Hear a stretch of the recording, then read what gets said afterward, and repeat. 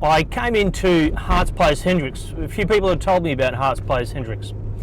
South Asian dude who did a special once, just a one-off, doing some Hendrix covers, and people liked it so much he'd been invited, at least to this event, to do the same thing.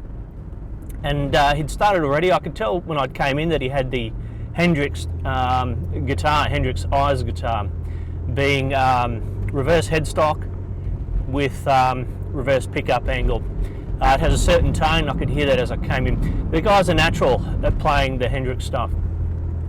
Okay, me, a crusty old man, I was disappointed that he was using the old, I think it was a Fender Mustang, one of those types of amps, which is a great amp, very versatile, great for backlines for festival gigs, but again, being nitpicky, not the true Hendrix sound.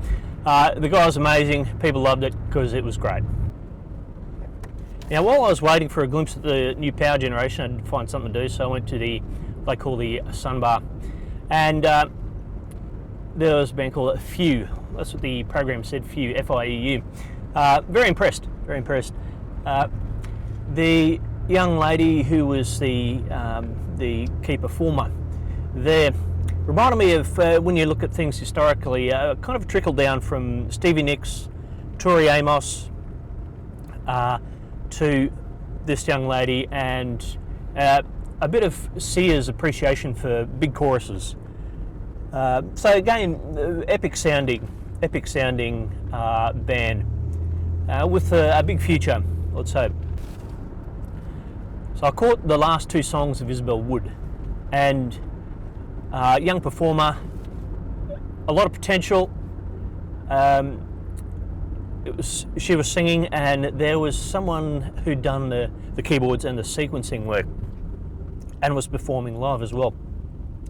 A lot of potential there, but my gripe was the mixers, for whatever reason, had all the sequenced work and all the keyboards at a much lower volume than the vocals. Now, all the sequence work had the potential to be very fat sounding, and I'm sure it would have encased the vocals, just nicely. But for some reason, it turned out too late. Oh, it was a gripe of mine. A lot of potential there for Isobel Woods, in my mind, to be writing, I guess, those type of songs at a young age indicates some potential. Having seen New Power Generation, I did get a great sense of, I call it the syrupy, thick funk that was the basis for the Diamonds and Pearls albums, Prince's Diamonds and Pearls albums. Now, and when they did a cover of Cream, that's when the fatness came in. Oh yeah. And yeah, people were jumping. John was going crazy. This is at the main stage. I wanted to see Ganggajang. So I only stuck around for a little bit, and as soon as I started getting sucked into New Power Generation, I said, right, cut it now, head to Ganggajang. So I hadn't listened to a lot of Ganggajang much over the last few years. But certainly in my teens, there's a bloke named Brian Williams gave me a copy of Ganggajang on cassette, and loved all the songs. All of them, played them over and over and over.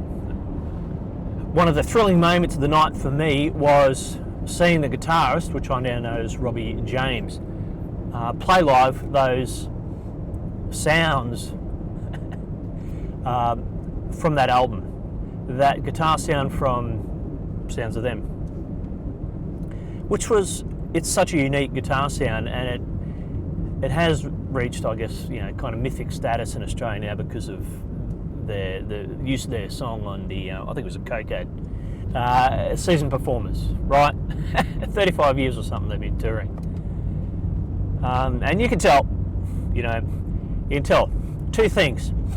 They're very comfortable up there, and they can read the audience well. But the other factor is they're not resting on their laurels. They know they've got to bring that A game to keep the crowd engaged. And a few songs in, they had us hooked I was hooked. I was not going anywhere. And they burst through several of their hits, a couple of songs I wasn't that familiar with, but it didn't matter. Everyone was enjoying it. And they had a lot of fun, these guys. There's a lot of banter. It's funny watching bands, having been in a band for a short period of time. You can see when there's tension between the players, and you can see when there's a bit of resilience between the players as each of them puts up with the other's shit. A lot of Australian music history connected to the band Ganggajang, with direct connections to Angels and Yothu Yindi. Again, there's some sort of epic or mythic status that's that you sense when I watch a band like Ganggajang that has been with me for decades. Motorace. One of the reasons I was excited about Motorace was before I dropped my camera off, I noticed I was setting up stage for Motorace after Ganggajang, and I saw a couple of Marshall quad boxes. I thought this is exciting because it'd just been the standard Fender line, except for Ganggajang. Now, Robbie James, the guitarist from Ganggajang, had a Fender Twin Reverb. The first one I'd seen at the festival. It was great, and it was great to see that connection. I'm just going to throw this in there between his sound and the Fender amp, Fender Twin. Now I don't know if that's what he used in the Ganggajang album, but it's also great to be aware of the guitar he used, a Guild Star 3. That's how they got that tone. That's how he got that tone. Yeah. Motorace. Okay. The first thing Motorace did was they thanked everyone for not watching the Veronicas. They didn't have anything against the Veronicas, but we all knew that Veronicas are going to get a packed out crowd, and Motorace was very thankful for the folks that stuck around. And we enjoyed Motorace. Indie rock, alternate rock, not sure what you'd call it, but a unique sound, and that is for sure. There was, I think, a Magnatone amp. Maybe that was in the vein of like a Plexi style amp, and you had an orange amplifier that the singer was using. Now both, the bassist had the backline, the Ampeg backline setup. So Motorace was it was a fantastic show. Everyone was just getting into it. We had a lot of fun. And there's something unique about Motorace. It's hard to describe, and that's a good thing, okay? Motorace play exactly what they want to play. They have a unique sound. It is a melancholic alternative rock, and it either gets you or it doesn't, or maybe it kind of gets you. But they sounded exactly the same as they did, was it 20 years ago now? Almost 20 years ago. And as I say in sport, full credit to them for that. These festivals, you're packing a lot in. It's a surreal experience. It's a surreal experience. For some reason they made fun of the drummer's age. The singer made fun of the drummer's age in Motorace. I must say that the singer, he kind of looked pretty young. He seemed like he was the same age as he was 20 years ago.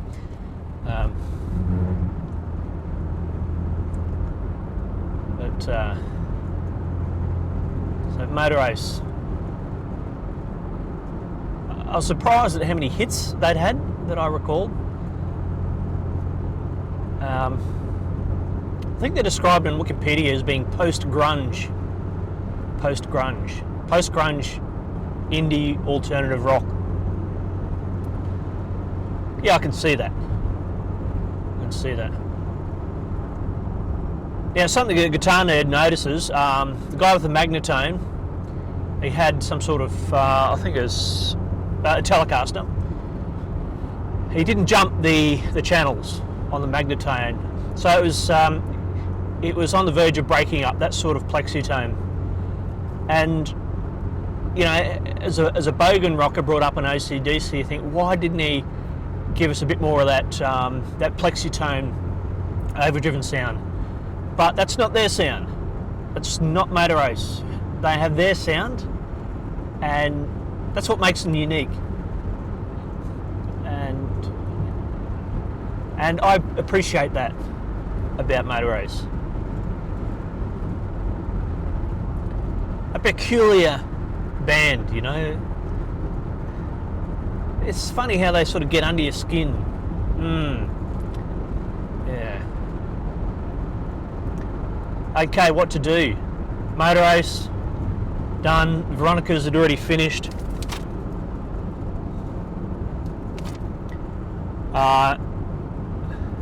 And I wasn't too sure what to do for the rest of the night because Missy Higgins was on later. What's on at the Sun Bar? What are the youngsters pumping out? So I went up there. Holy crap! It was Darkness meets Arctic Monkeys meets the Black Crows with a bit of In Excess swagger, a bit of Michael Hutchins swagger in there. Port Royal from Brisbane, turning on the rock vibes at the Sun Bar. Thoroughly enjoyable, great band for the Sun Bar for a Saturday night. Absolutely, yes, fantastic stuff. Barefoot, couple of things I noticed, like a rock reggae band. Absolutely on point. Absolutely on point.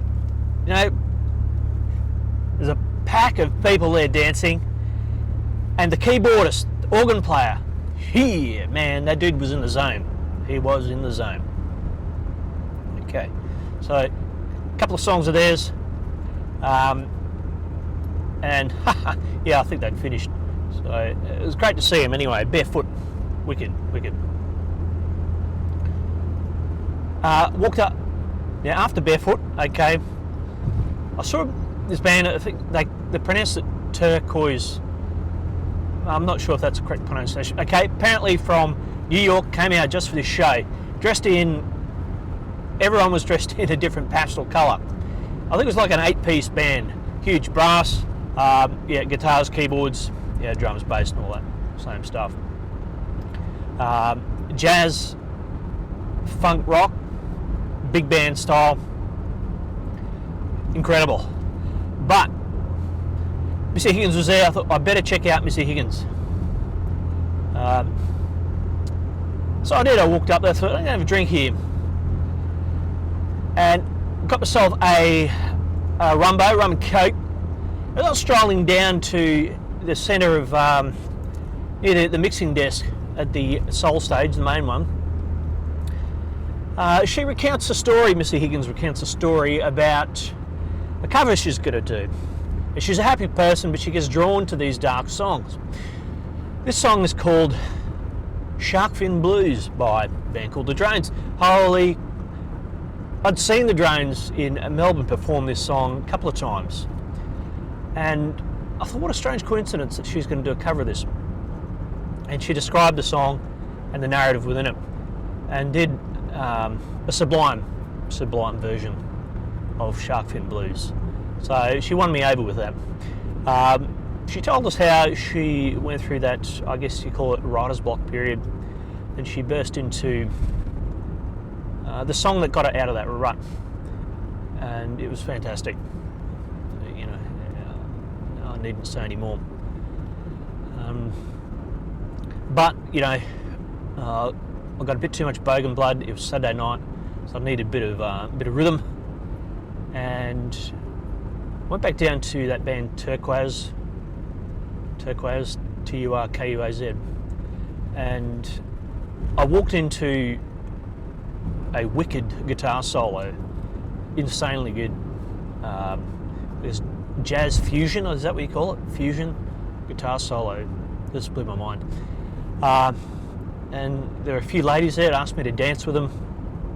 So, oh, this is good, great vibe. They were intense.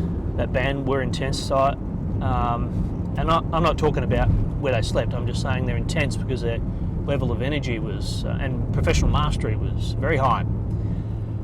Look at 2 more shows, I believe, for the next couple of days. So I'm sure the word will spread and they'll get big numbers. A great way to finish the evening.